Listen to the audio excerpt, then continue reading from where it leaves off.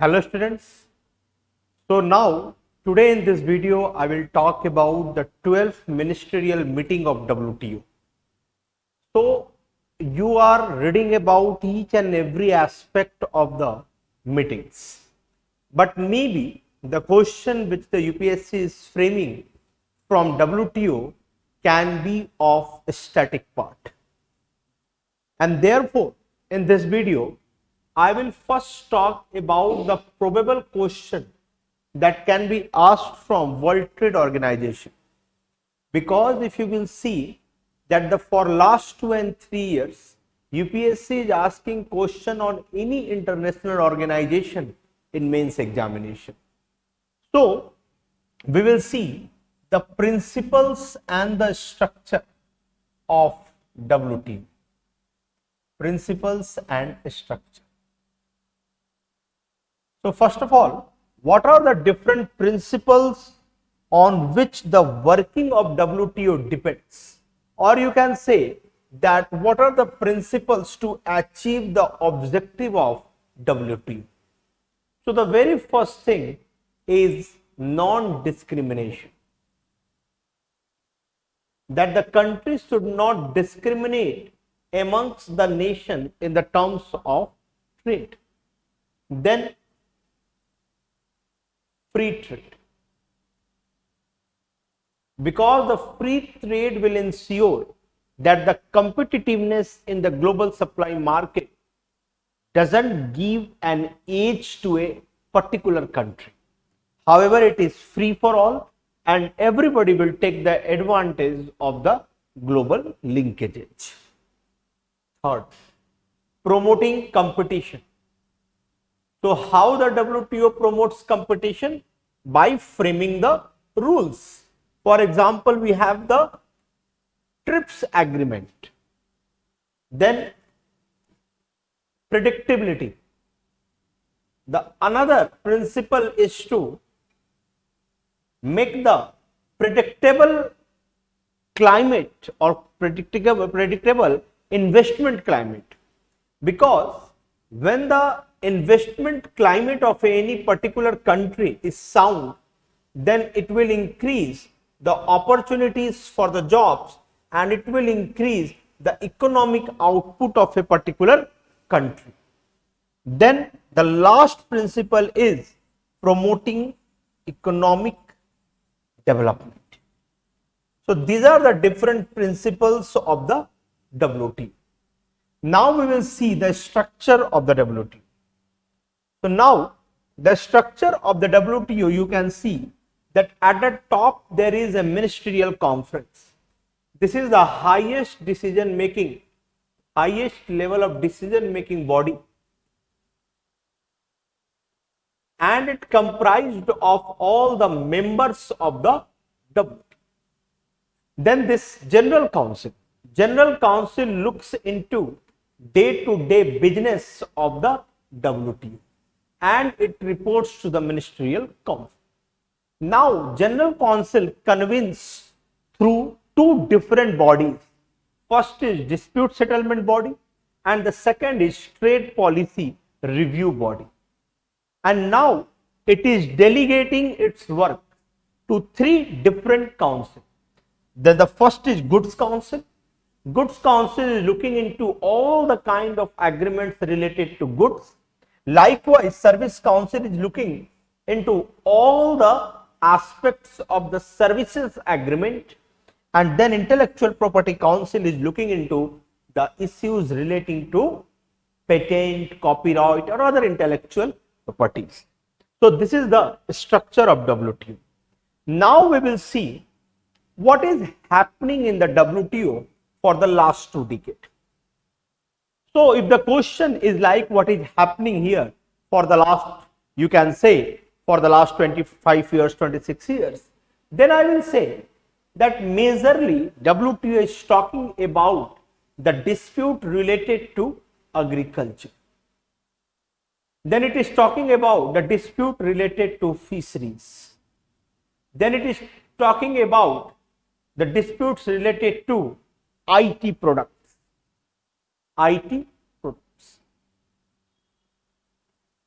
These are the disputes, or these are the things which is going on with respect to any issues at the WTO. So we will see these three major issues. Along with this, you can say that the TRIPS is also one of the issues on which the negotiation is going on in the consecutive ministerial meeting. Now we will see the very first thing is agriculture. So to understand what does ministerial meeting that has been concluded today talks about the aspect of the agriculture. Likewise, we will see that what is the outcome of the 12th ministerial meeting with respect to fisheries, IT products and the TRIPS. And to understand the issues related to agriculture, just I want to tell you that there is one agreement on agriculture, that is agreement on agriculture. Okay. So this agreement on agriculture talks about three major things, that is domestic subsidies, market access and export restrictions. These are the things which is the part of agreement on agriculture. So domestic subsidy, we all know that the MSP is also a kind of subsidy which is being given by Indian government. Likewise, the government across the world is giving some kind of subsidy to the farmers. So what kind of subsidy is allowed? What kind of subsidy is not allowed? This is mentioned in the different boxes. So there are three boxes. First is green box. Second is blue box. Third is amber box. So in the green box, those subsidies are put under this box which is allowed, and that is creating a list distortion in the market. So example is MSP. Then blue box contains those subsidies which is called as production limiting subsidies, which is called as production limiting subsidy. So basically whatever subsidies which are being given on the basis of yield accruance comes under this blue box, and whatever subsidy which is being given by the different countries except these two boxes comes under amber box. So basically whatever comes under the amber box, it is distorting in the nature. It is distorting in the nature.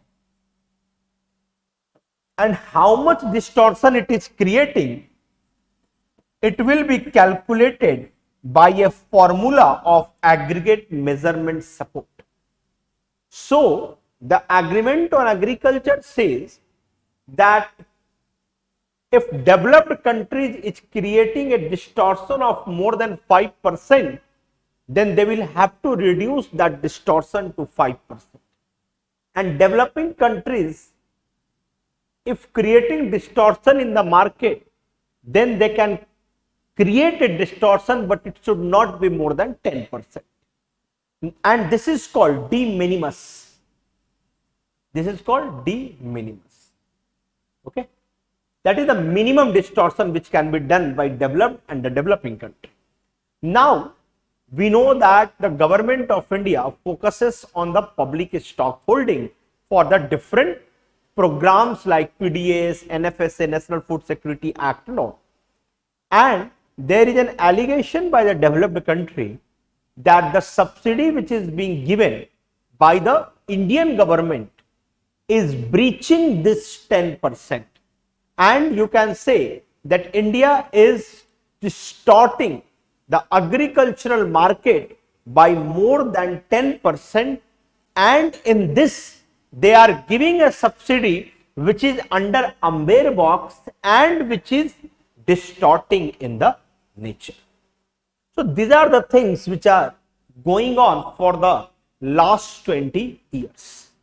Now again this 12th ministerial meeting has happened, and India had some, you can say that India was expecting that the outcome will come in its favor in the terms of public stock holding, or there are another issues also that has been discussed in the 12th WTO meeting. So therefore now we will see that what has been the demand of India and what India got in the 12th ministerial meeting. So now the very first demand, that this problem of distorting the de minimis by an allegation on India because of the public stock holding should go away. But now there has been no exemptions, there has been no permanent solutions given to this concern of India. So basically India was thinking that this time permanent solution will be given to India. However, in the Bali meeting, what India got is peace clause, and they were telling that we will review this public stock holding issues that is resulting into a distortion in our next meeting, but they are not doing this. So India was hoping that the permanent solution India will get, but India have not received solution to a public stock holding. Then the second demand of India, that there should be no exemptions for food purchase by World Food Program from export restrictions. But now what India got? India got no export restrictions on World Food Program purchases. So basically now whatever the food is being purchased by the World Food Program for humanitarian purpose, there will be no export restrictions on that. However, a particular country will have to see firstly the food security of their own country. So these are the things which has happened in the 12th ministerial meeting. Now we will see the second issue. The second issue is with respect to e-commerce, and I will say it is basically related to IT products. So what happened in 1996, that India acceded to IT agreement, and because of this agreement India has reduced its custom duty on 201 products.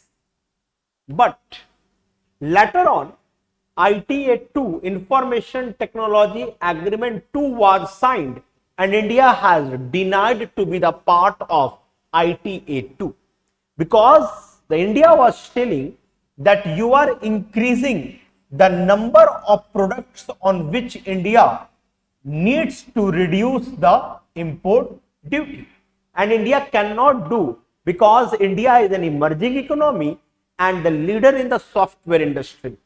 And so this is not a time for India to reduce the duties on the IT products, and you are increasing the number of products. Now if India acceded to the ITA 2, that India will have to reduce the custom duty even on semiconductor, video cameras, etc.